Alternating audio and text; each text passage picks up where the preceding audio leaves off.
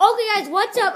Today I just figured out Hazen had this eraser. It's like a little white eraser, and he wrote yes and no on it. He was flipping it around, and it landed on the roof. So we're gonna have to get that down.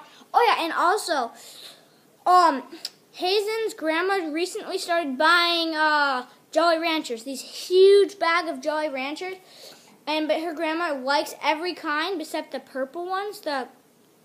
I think grape ones. Yeah, the grape ones.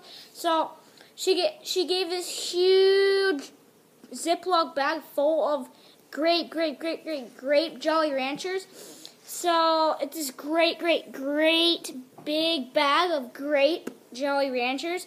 So yeah, we're gonna be probably doing I think Chubby Bunny. Yeah, Chubby Bunny with those.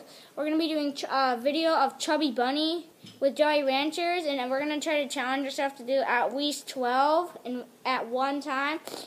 And then yeah, I think that's it. Yeah, I think that's all I need to tell you. Oh yeah, also one more thing. We're gonna be doing some RC things on Thursday or Friday. And then we're probably gonna be racing. I don't know.